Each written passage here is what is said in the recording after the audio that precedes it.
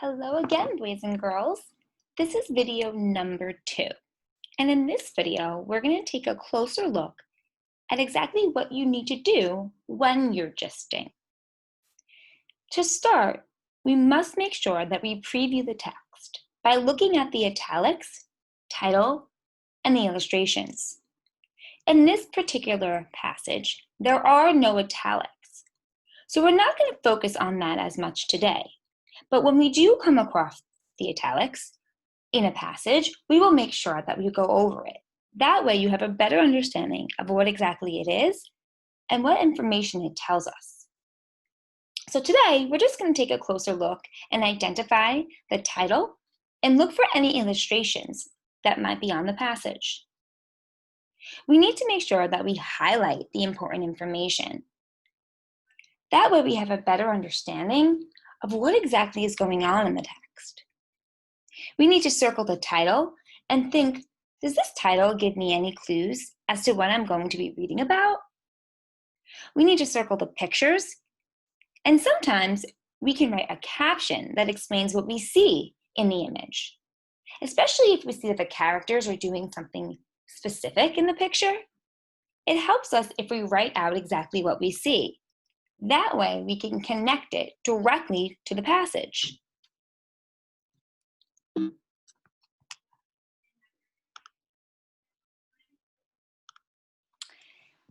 As you read, you must always remember to stop and gist. We must ask ourselves, what did I just read? What information is important to the story? Remember, you do not write a complete sentence. It is only a couple of words that highlight the most important information that you have read. So it may seem like a lot, but we're going to practice together. And I'm going to show you exactly what you will need to do in order to gist a text. As you can see, this is the story that we read together. So we already have a better understanding of what happens in the story. This will make it easier for us to just really focus on gisting and what that really looks like. To start, I always want to read my title and think about if the title gives me any information that will help me better understand what I'm about to read. When I read the title, it says, the ant and the grasshopper. I think that the title is giving me some information about who the characters are going to be in my story. And it's very important for me to make sure that I circle my title. Now to do that, I have some tools here that we can use. In order to drag and drop something, we need to make sure that we click on the actual object. So I'm going to click on this red oval, and I'm not going to let go. I'm going to drag it to where I want it to go, and once I get it in the correct position, I'm going to release my click.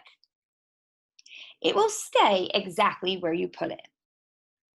I also notice that there are 2 illustrations. One is of the ant and one is of the grasshopper. Now, it doesn't look like to me that they're doing anything specific in the picture. I think that it's just highlighting, again, who my main characters are. But I still need to circle my image. So I'm going to go over to my purple circle. I'm going to click on my purple circle and not let go. And I'm going to drag and drop my circle where I would like for it to be and release my click. Let's do it again. So I'm going to click on the purple circle and I'm going to drag and drop my circle where I want it to go. Okay. Now I'm going to read. And normally in the beginning of a story, they will introduce us to our main character, or in this case, main characters. A lot of times, your setting will also be introduced in the very beginning of the story. So let's begin. Once there lived an ant and a grasshopper in a grassy meadow. I want to make sure that I'm circling my main characters. That way I know to track them throughout the story. And when I say track them, that means I want to take a closer look at what they think, feel, say, and do. I'm going to drag my mouse over the red oval and click on the oval. I'm not going to let go, and I'm going to drag that over the grasshopper and then release. I'm going to do it again for the ant. Click, don't let go, drag, and drop. I also like to put a little man right underneath where my main character or characters are. So I'm going to click on my little man, and I'm going to drag him where I would like for him to be placed, and then release. Let's try it again. So I'm going to click on the little man, I'm not going to let go, and I'm going to drag and drop. Okay. Now I'm going to continue to read. For this, I'm going to highlight very specific information that I feel is important. Before we jump into highlighters and how to use them, I really want you to focus on what exactly you need to do when you're gisting. So I'm going to model with a highlighter, but I don't necessarily want you to focus on the dragging and dropping the entire lesson. So I'm just going to use that tool for today. And then we'll incorporate the highlighting tool the next time we do a gist. Okay? So now I'm going to continue to read. One summer day, the grasshopper was sitting and singing to his heart's content. Then the ant crawled by carrying a heavy grain of corn in his mouth. All day long, the ant would work, collecting grains of wheat and corn from the farmer's field far away. So there was important information in that paragraph. In that paragraph, it was revealed to me the type of person or character, I should say, that grasshopper was and ant was. So I'm going to use my highlighting tool just to show you that important information. So I'm going to click and drag. So I see here that grasshopper was sitting. I think that that's important because it's showing me something about grasshopper. Now let's see what I can find about ant. Well, it says that ant was working all day. So I think that that's a really important piece of information because it's showing me the type of person or character that ant is. So I'm going to click and drag. Again, you don't have to worry too much about the dragging of the highlighter right now. I really want you just to focus on picking out that important information and then writing your gist. So now you're also going to notice that there's these brackets here. These brackets are going to help guide me of when I should stop and gist. And because I got to the end of the paragraph and I see that there's a bar here, I'm going to now stop and gist my important information. To do that, I need to click inside the pink square. And I'm going to keep clicking until I see a black line appear. Once that black line appears, then I can begin to type. Remember, I am not typing a complete sentence. It's a couple of words that highlight the important information. So I'm going to write, grasshopper was sitting and ant was working hard. This shows me certain traits that both the characters had. Now I'm going to continue to read, and then once I see that end of the bracket, I'm going to stop and gist again. Okay. Why not come and chat with me, said Grasshopper, instead of working all the time. I am helping to collect food for the winter, said the ant, and recommend you to do the same. Why bother about winter, said Grasshopper. We have plenty of food right now. I'm going to stop and I'm going to think about what information was important for me to highlight or to include in my gist. Well, I'm going to make sure that I highlight that Grasshopper pretty much told him to stop working and to chat with him. So I'm going to highlight chat with me as well. Now I'm going to see if there's anything else. Well, it looks like that the ant had said, well, I recommend that you do the same. So to make sure that I understand what he's recommending, I want to make sure that I also highlight collect food.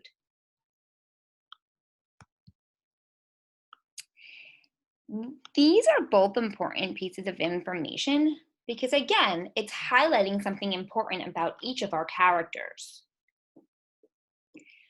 So right now, I think that it's important for me to stop and gist. But before I do that, I'm noticing another very important word.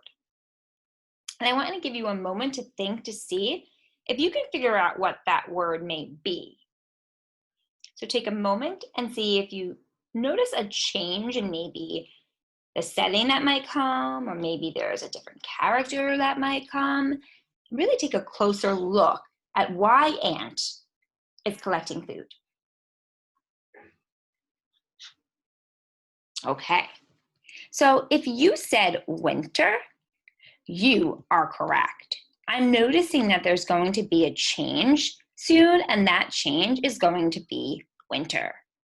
So I need to make sure that I highlight that word winter because that's something different that I didn't necessarily see in the beginning of the story. I saw summer in the beginning of the story. So now I'm going to gist, and I'm going to click until I see that black line and write Grasshopper